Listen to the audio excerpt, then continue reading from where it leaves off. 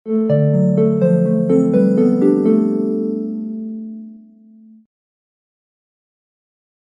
And welcome to the world wide post. दोस्तों, China से रिलेटेड ना बहुत बड़ी खबर निकल कर आ रही है। चिप एक ऐसी चीज है जो दुनिया के हर एक इलेक्ट्रॉनिक चीज में काम आता है, चाहे आप एक स्पेस मिशन कर लो या फिर घर में बैठकर कंप्यूटर क्यों ना ऑपरेट करो। इसमें एक चिप का बहुत ही ज्यादा कॉम्प्लिकेटेड और मेजर रोल होता है।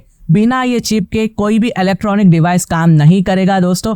और इस चिप को लेकर ना बहुत सारे कंट्रीज आपस में लड़ती है। हर कंट्रीज आज के टाइम ये चिप बनाना चाहती है और हमें चिप को लेकर ना एक नया ट्रेंड देखने को मिलता है।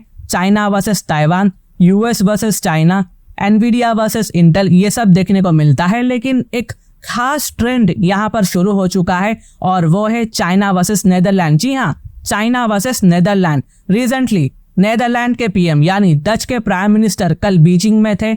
उनका नाम मार्क रट है। उन्होंने बहुत इंपॉर्टेंट मीटिंग की है शी जिनपिंग के साथ और मुकाबले की बात हुई है। यहाँ पर शी जिनपिंग ने डच प्राइम मिनिस्टर को एक सख्त धमकी दे दी है। उन्होंने कहा कि ट्रेड बैरियर बनाने से मुकाबला होगा। उन्होंने ये भी कहा कि चाइना की तरक्की रोकना किसी के बस की बात नहीं है। ये बहुत सख्त अल्फाज शी जिनपिंग ने डच के प्राइम मिनिस्टर को कहा है, जो ताइवान या यूएस के लिए ये इस्तेमाल होता है। लेकिन शी जिनपिंग ने नेदरलैंड्स के लिए इस्तेमाल क्यों किया?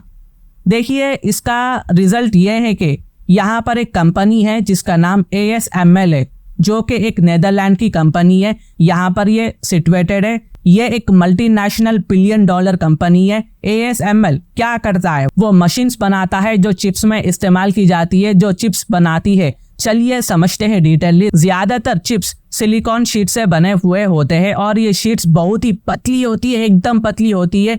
हम बात कर रहे हैं कम से कम 10 नैनोमीटर की। अगर मैं आपको एग्जाम्पल देकर समझाऊं तो एक बाल का धागा जो है 1 लाख नैनोमीटर होता है। तो इमेजिन कर सकते हैं आप 10 नैनोमीटर कितना छोटा होगा। ये काम करने के लिए खास टेक्नोलॉजी की जरूरत होती है, जो कि अल्ट्रावायलेट लिथोग्राफी कहलाता है। और इस टेक का डोमिनेटर कौन है? सोचिए, ASML। ये कंपनी मार्केट का 62% हिस्सा बनाती है।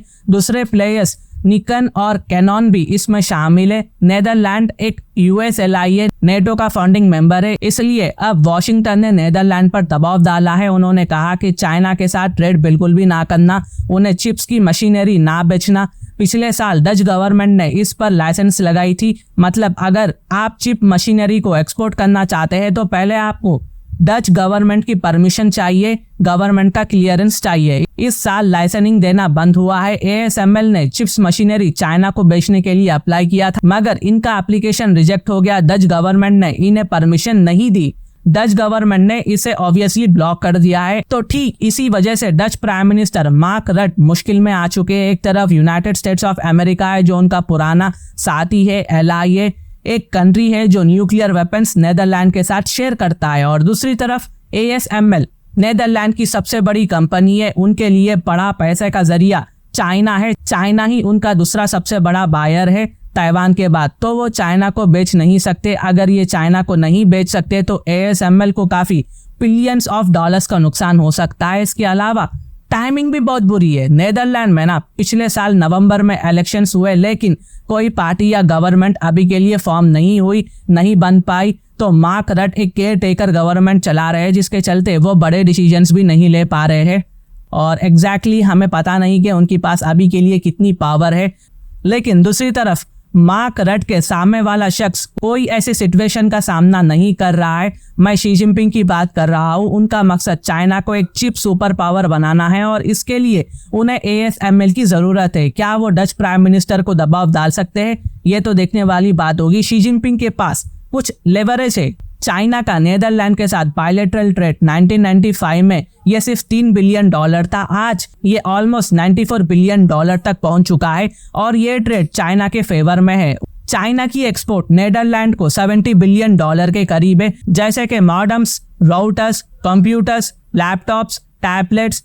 तो बीजिंग कुछ रस्सियां खींच सकता है यहाँ पर और डच प्राइम मिनिस्टर को पता है, वो इस इम्पैक्ट को महसूस कर सकते हैं। वो कहते हैं कि उनकी पॉलिसी किसी एक कंट्री पर नहीं है, उनका मकसद सिर्फ supply chain and overall economic relationship पर नुकसान उठाना नहीं है। लेकिन कोई भी ये बात नहीं मान रहा है, खासकर ASML वो डच गवर्नमेंट से खुश नहीं है। अभी कुछ दिनों से चर्चा चल रही है कि ये कंपनी बेस बदल सकती है, यानी नेदरलैंड से बाहर जाना चाहती है ये कंपनी।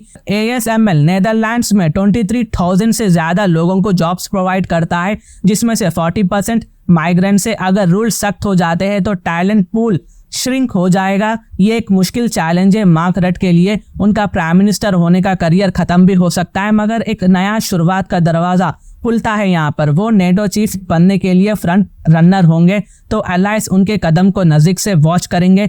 पॉलिटिक्स ऐसी ही होती है, एक तरफ कुआं तो दूसरी तरफ खाई। अगर आप एक PM हो तो आपके कंट्री के इंटरेस्ट में क्या आता है, आपको वही देखना बेटर होगा। तो ये कुछ अपडेट्स थी जो मैंने आप तक लाया है। आपकी क्या राय है मुझे कमेंट करें, मैं उन्हें एक हार्ट दे दूंगा। और अगर मेरी वीडियो इन्फॉर्मेटिव दिखे तो इंटरनेशनल अफेयर्स के लिए आप मेरे चैनल को सब्सक्राइब कर सकते हैं। Thank you for watching, thank you for hearing and I always say God bless you all.